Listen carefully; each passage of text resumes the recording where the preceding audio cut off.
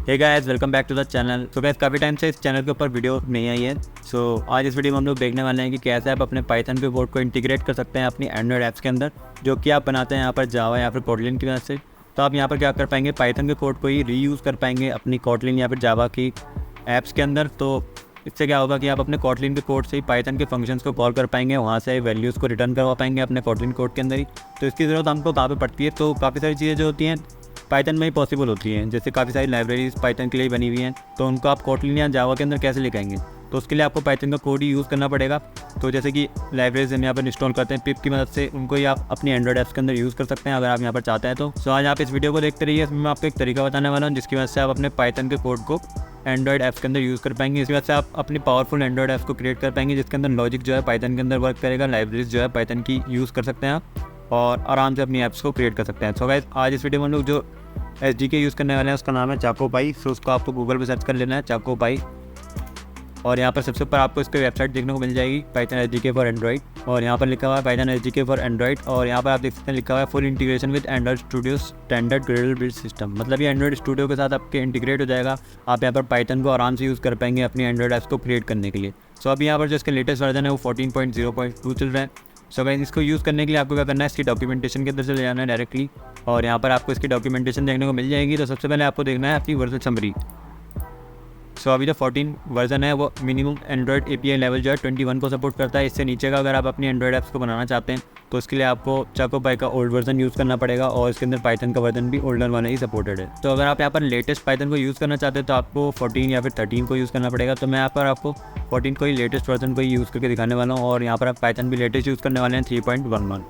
सो जो latest version है इसके अंदर एंड्रॉइड ग्रेडल प्लगइन वर्जन जो है वो यहाँ से लेकर रेंज दे रखी है, यहाँ तक के सपोर्टेड हैं। तो हम यहाँ पर 7.4 को यूज़ करने वाले हैं, जो कि अभी लेटेस्ट से थोड़ा सा नीचे है पर ये अच्छा काम करेगा। सो हम इसको यूज़ करने वाले हैं। सो जब आप इसको यहाँ पर अपनी रिक्वायरमेंट्स को देख लें, जैसे कि आपको ऐप की रिक्वायरमेंट हो वैसे ही हम यहाँ पर रिक्वायरमेंट को आकर देख लें, और उस हिसाब से आप चाकोपाई के वर्जन को यहाँ पर चूज़ करें। सो चूज़ करने के बाद आपको क्या करना है, यहाँ पर जाना है ग्रेडल प्लगइन जहाँ पर लिखा हुआ है, इसको आपको क्लिक करना है इसके ऊपर, और यहाँ पर एक ऐसा पेज खुल जाएगा। सो आपको क्या करना है, अभी एक नया प्रोजेक्ट बनाना है अपने एंड्रॉइड स्टूडियो के अंदर। तो चलते हैं हम अपने एंड्रॉइड स्टूडियो के अंदर, और यहाँ पर हम उसको लॉन्च कर लेते हैं। सो हम यहाँ पर एक नया प्रोजेक्ट बना लेते हैं।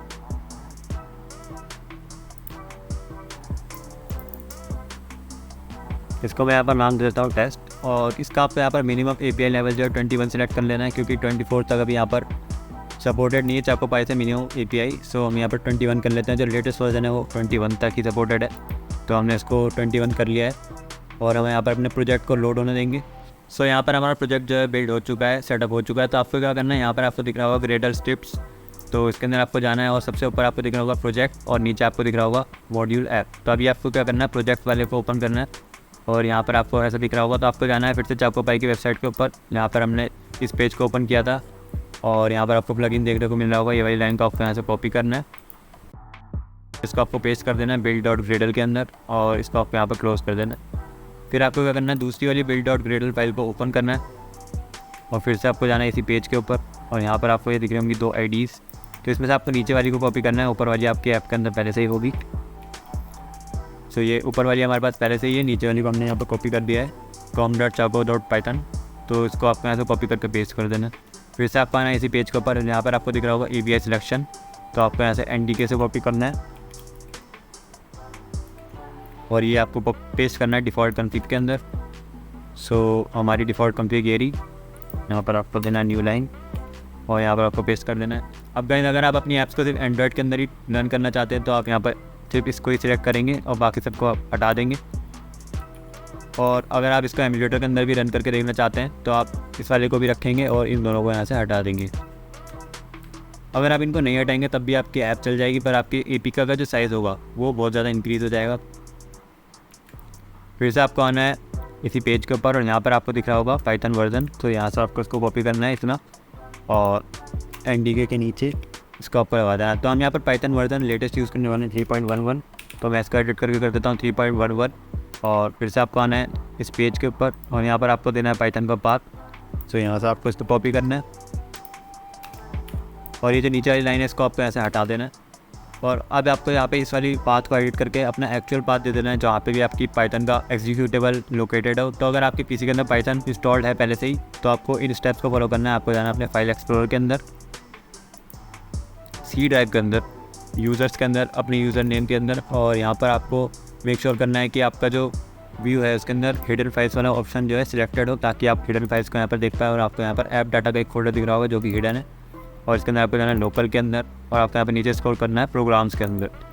अब यहाँ पर आपको एक फ़ोल्डर दिख रहा होगा पाइथन, इसको आपको सिलेक्ट करना है, और पाइथन 3.11 हम यहाँ पर यूज़ करने वाले हैं, तो इसके फोल्डर को आपको सिलेक्ट करना है।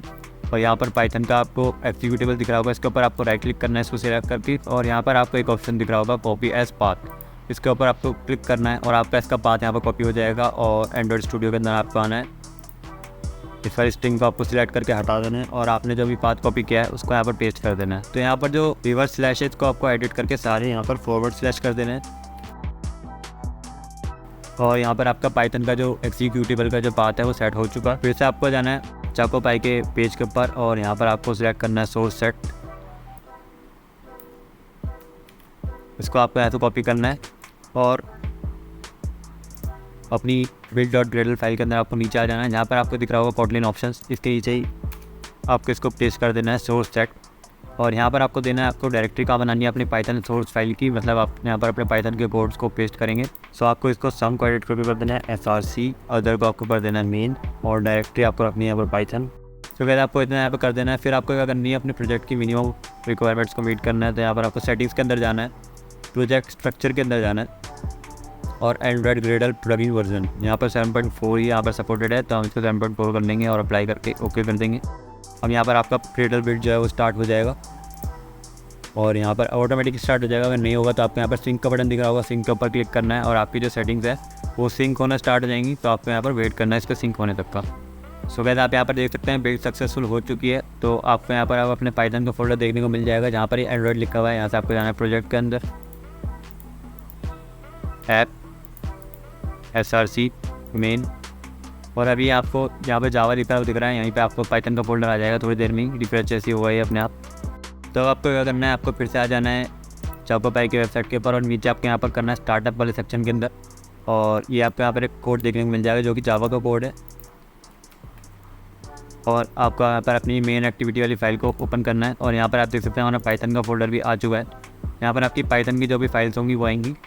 तो अब आपको क्या करना है, आपके जो फोन क्रिएट फंक्शन है इसके अंदर जाके आपको जो आपने कॉपी किया था उसको पेस्ट कर देना है, और अभी यहाँ पर ये रेड हो जाएगा क्योंकि ये जो आपने पाइथन है इसको इंपोर्ट नहीं किया है, यहाँ पर आप देख सकते हैं। तो सबसे पहले आपको क्या करना है, पाइथन के ऊपर जाना है, ओवर करना है, और यहाँ पर आपको एक इंपोर्ट का बटन दिख रहा होगा, इसके ऊपर आप क्लिक करेंगे जैसे ही, तो ये वाली आपकी फाइल ऑटोमेटिकली इंपोर्ट हो जाएगी com.chacopython.python। सो जैसे ही आप इसको इंपोर्ट करेंगे यहाँ से ऐड चला जाएगा, क्योंकि ये जावा का कोड है तो हम इसको न्यू को हटा देंगे, क्योंकि हम इसको कोटलिन का अंदर यूज़ कर रहे हैं। अगर आप जावा यूज़ कर रहे हैं तो आप इसका नहीं हटेंगे। और कंटेक्स्ट जो है हम इसको दे देंगे दिस।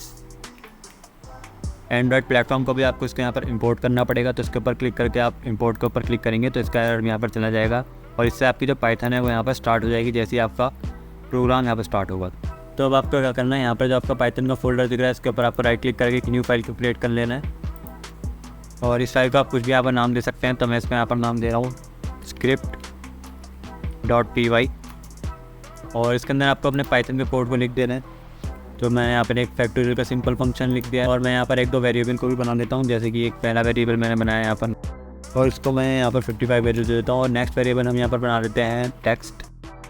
सो यहाँ पर हमारे दो वेरिएबल्स बन चुके हैं। तो अब इन वेरिएबल्स और इस फंक्शन को हमको अपने कोटलिन वाले कोड के अंदर कैसे लेके आना है तो वो हम यहाँ पर देख लेते हैं। तो आपका पाइथन यहाँ पर सबसे पहले स्टार्ट हो जाएगी, तो आपको क्या करना है, एक पाइथन का इंस्टेंस क्रिएट करना है। तो उसके लिए हम एक बनाएंगे यहाँ पर वेरिएबल पाई, और आपके यहाँ पे लिखना है पाइथन डॉट गेट इंस्टेंस। तो इससे आपका जो पाई एक इंस्टेंस बन जाएगा, और आपको क्या करना है, अपनी फाइल को इंक्लूड करना है। तो आपको एक और वेरिएबल बनाना है, और हम इसको रख देते हैं नाम मॉड्यूल, और यहाँ पर आपको करना है पाई डॉट गेट मॉड्यूल, और इसके अंदर आपको अपनी ये जो फाइल आपने बनाई है पाइथन फाइल, इसका नाम दे देना है। तो हमने इसका नाम यहाँ पर स्क्रिप्ट लिखा, तो हम यहाँ पर इसको लिख देंगे स्क्रिप्ट। सो अब ये जो मॉड्यूल नाम का हमारा वेरिएबल है वो इस फाइल से असाइन हो चुका है, और हमारी पाइथन फाइल से कनेक्ट हो चुका है। तो अब हमको चाहिए सबसे पहले नंबर और टेक्स्ट वेरिएबल्स। तो इनको एक्सेस करने के लिए आपको सिंपली क्या करना है, एक न्यू वेरिएबल मैं यहाँ पर बना लेता हूँ, इसका नाम दे देता हूँ नाम मॉड्यूल और यहाँ पर आपको लगाना है एक ब्रैकेट और इसके अंदर आपको अपने वेरिएबल का नेम दे देना है। तो वेरिएबल का नेम है हमारे नंबर, तो मैंने यहाँ पर नंबर लिख दिया है।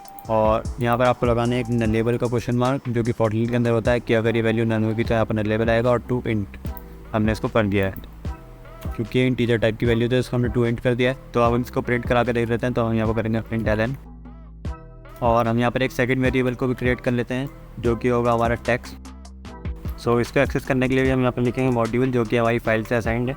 और अब हम यहाँ पर लिखेंगे वेरिएबल का नेम जो कि हमारा टेक्स्ट ही था और इसको हमने लेबल करके टू स्ट्रिंग इसको कर लेंगे क्योंकि हमने इसको स्ट्रिंग बनाया था। और इसको भी हम प्रिंट करा के देख लेते हैं।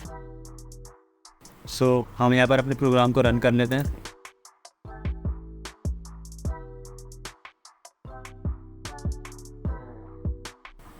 सो गाइस आप यहाँ पर देख सकते हैं आउटपुट हमारी स्क्रीन के ऊपर आ चुका है और ये रहा हमारा system dot out. The value of num is 55 and the value of text is subscribe.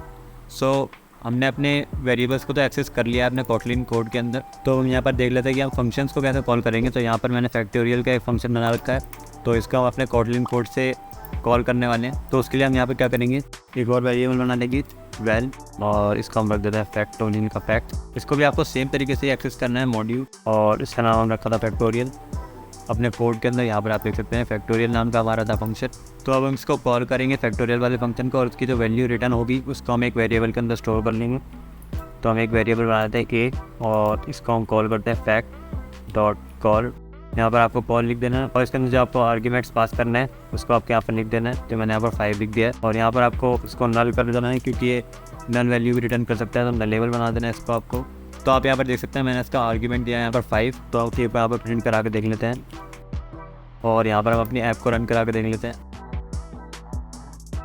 So guys यहाँ पर आप देख सकते हैं आउटपुट हमारे पास आ चुका है। The value of A is 120 जो कि 5 का फैक्टोरियल होता है। तो इस तरीके से हमने अपने पाइथन कोड को रन करा लिया है अपनी कोटलिन की फाइल के अंदर से ही। और इस तरीके से आप अपने किसी भी पाइथन के लॉजिक को, किसी भी पाइथन के कोड को अपनी एंड्रॉयड ऐप्स के अंदर इंटीग्रेट कर सकते हैं। अब इसके आउटपुट को ही आप अपनी एंड्रॉयड ऐप्स के अंदर इंक्लूड कर सकते हैं। तो अब यहाँ पर हम देख लेते हैं कि आपको जो पाइथन के मॉड्यूल्स होते हैं, जो कि लाइब्रेरीज होती हैं, उनको कैसे अपनी ऐप्स के अंदर लेके आना है। तो सपोज हम यहाँ पर एक लाइब्रेरी यूज़ कर रहे हैं इंपोर्ट। सो अगर आप अपने पाइथन कोड के अंदर कोई सी भी लाइब्रेरी को यूज़ कर रहे हैं तो उसको आपको यहाँ पर मेंशन करना पड़ेगा चाकोपाई के अंदर कि आप यहाँ पर इस वाले लाइब्रेरी को भी इंक्लूड करिए ताकि आप अपनी ऐप के अंदर इसको यूज़ कर पाएँ। तो उसके लिए आपको क्या करना है, फिर से आ जाना है उसी पेज के ऊपर और इस पेज के आपको यहाँ पर लास्ट में आ जाना है। यहाँ पर आप देख सकते हैं आपको यहाँ पर पिप का एक सेक्शन देखने को मिल जाएगा। तो इसको आपको यहाँ से कॉपी कर लेना है और अपनी build डॉट ग्रेडल फाइल के अंदर जाना है डिफ़ॉल्ट कन्फिग और यहाँ पर आपको इसको पेस्ट कर देना है और ये सब यहाँ से हम डिलीट कर देंगे और यहाँ हम लिख देंगे इंस्टॉल लोडर। तो जिस भी लाइब्रेरी को आप अपने एंड्रॉयड कोड के अंदर यूज़ करना चाहते हैं उसको आपको यहाँ पर ऐसे मेंशन करना पड़ेगा इंस्टॉल करके। और जब आपकी ऐप यहाँ पर क्रिएट होगी तो ये वाली सारी लाइब्रेरीज आपकी ऐप के अंदर इंस्टॉल हो जाएंगी और डायरेक्टली आपका पाइथन कोड जो है इन लाइब्रेरी से इंटरेक्ट कर पाएगा। तो आप जो भी लाइब्रेरी अपने पाइथन कोड के अंदर यूज़ कर रहे हैं उसको आप यहाँ पर मेंशन कर दीजिए और आपकी लाइब्रेरी आराम से इंटीग्रेट हो जाएगी। और इस तरीके से आप कोई सी भी लाइब्रेरी को यहाँ पर यूज़ कर पाएंगे अपनी पाइथन ऐप्स के अंदर और अपनी पाइथन कोड को आराम से एंड्रॉयड ऐप्स को क्रिएट करने के लिए यूज़ कर पाएंगे। सो गाइस इस तरीके से आप अपने पाइथन कोड को ईजिली इंटीग्रेट कर सकते हैं। आई होप आपकी वीडियो पसंद आई होगी। अगर आपकी वीडियो हेल्पफुल लगी है तो आप इस वीडियो को लाइक कर सकते हैं। सो गाइस अब मैं आपसे मिलता हूँ नेक्स्ट वीडियो में, जब तक के लिए गुड बाय।